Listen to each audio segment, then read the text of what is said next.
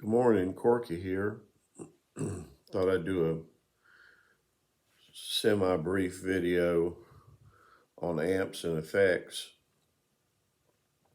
I've been looking through these YouTube videos that different guitar players have posted about effects and amplifiers, and I was reminded of some feelings and thoughts that I have on the subject, and I wanted to post these. One of the reasons I do these YouTube videos is to more or less use like a notebook uh, to put down my ideas and my thoughts and my feelings um, for the future, for my family, my daughters, uh, the the things that maybe I never told anybody about my life in music and otherwise. Uh, and so these are kind of like just little diaries about my experience with the guitar and music in general. On amps and effects, you know, I, I tend to recall my first hearing of the sound of a tube amplifier and a Fender guitar. And I'm thinking it was probably Don Rich with Buck Owens on the Buck Owens show through the television that we had, uh, and probably Arthur Smith out of Charlotte, North Carolina. He played Maserite guitars at the time, I think, and was the sound of the twang of the guitars, and then of course in the records that we would buy. Young people don't even call them records anymore, but to us, you know, who grew up in the '60s, it was go to the record store and stand in line, wait for the next release. Whether it was a 45 single, which came out first, and then later there'd be an album that the single would be featured on. Um, but guitar pedals were just coming out in the 60s, and they were just being invented, actually, because in the 50s it probably was all just guitars plugged straight into amplifiers.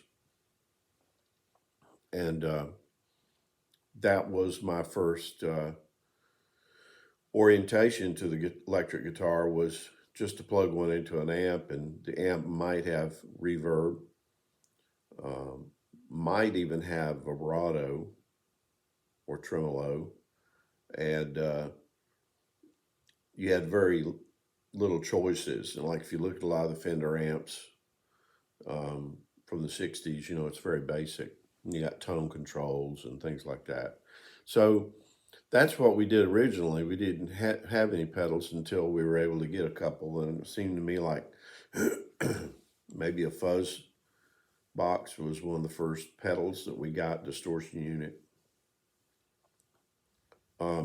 But I never ended up taking a distortion pedal with me to my engagements or playing in the band, because it just seemed to get away with me.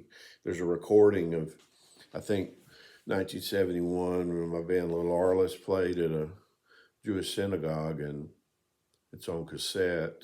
Um, and that night, someone had loaned me what then was called a Fender Fuzz Wah, which was a combination of a fuzz pedal and a wah wah pedal, and it got away with me.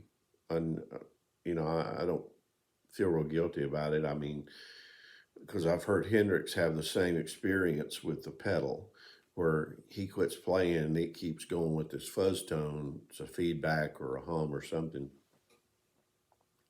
So, I was slow in using effects, probably until I started doing home recording.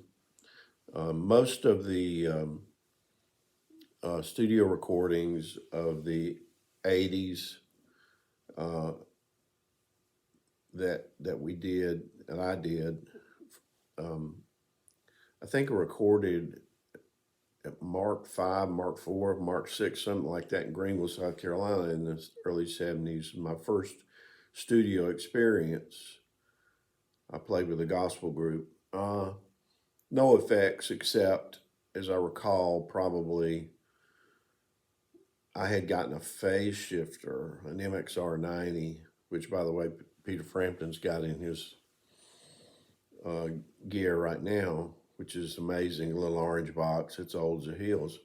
Um, but here again, I tended to avoid effects on the guitar and tended to go just straight in the amplifier. And we had heard the Allman Brothers just plug straight in the Marshalls, and so we thought that was good enough, especially if you have a tube amplifier. Now the solid states were coming in.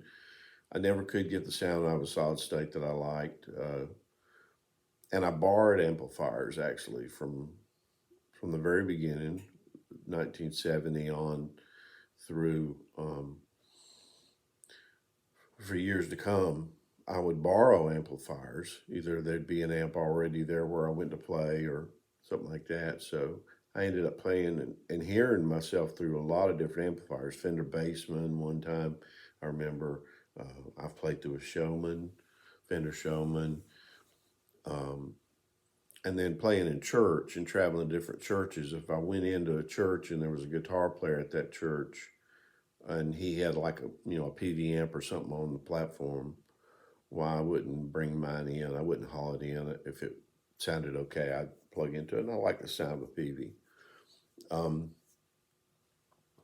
But the studio albums that we did in the late 80s and early 90s in Memphis and Atlanta, I played through a Crate, I believe, uh, in Atlanta. And I believe that I played through a PV, maybe a PV. I can't remember what the name of it was. But anyway, a PV amp in Memphis. Um, both of those amplifiers had built-in distortion gain, and I usually carried a Boss Chorus CE2 with me, um, and usually nothing else. So all of this hullabaloo on YouTube about effects and getting so detailed with that is not something I've ever been interested in. I don't even understand electronics per se. I like what I hear, and a lot of times I have things wrong with my equipment that a person who's a real manicurist on electronics, will see there's problems. Like always when I go in the studio, there's usually some talk about some hum that they're getting off my amp or my guitar, because I don't change pickups on guitars. I just keep them the way they are. And that's kind of boring, I know, for a lot of people looking for a lot of information, but there's a real case for guitars straight into amps. And now I'm living near Muscle Shoals, and I'm watching his videos about the Swampers and all, and it's a lot of guitars straight into amplifiers. And so I don't underestimate, the power of the tone of an electric guitar plugged just into an amplifier with no other effects. Um, Especially if you're in a band situation and you can overdrive the amp a little bit, you can get natural distortion, which we all love the sound of then and now, to drive the amplifier, and push the tubes. I have played through a Fender Hot Rod DeVille for a number of years. I got it back in uh, the late 90s, I think, and it's a big amplifier. It's very loud. Any time I mention I've got a Hot Rod DeVille, the musician I'm talking to always says, "Boy, that's a beast. That's a thing that's too loud." And because it's such a loud amplifier, you can't turn the volume up very far, and consequently, you can't bend those tubes to get that natural distortion like you want to. I have since acquired a Fender Blues Junior, which is smaller, but it's plenty loud, and you can drive it. Uh, and I've had special groove tubes installed in it that break up sooner than normal. Um, so you know, you watch guys like Peter Frampton, you do a gear rundown. I know people laugh at me um, for the little bits of electronics that I use and things like that. But I see young men, I see effects get away with them, and the effects end up playing the guy instead of the guy playing the effects. Um, and so I'm a Southern blues rock gospel guitar player. I just like electric guitar and amplifier, uh, and sometimes add some other things.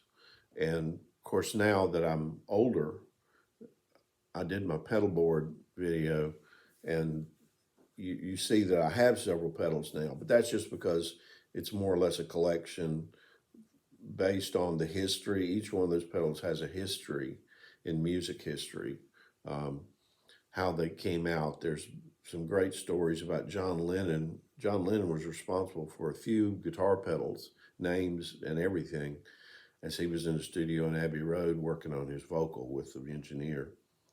Um, so Jeff Emmerich tells that story at NAMM.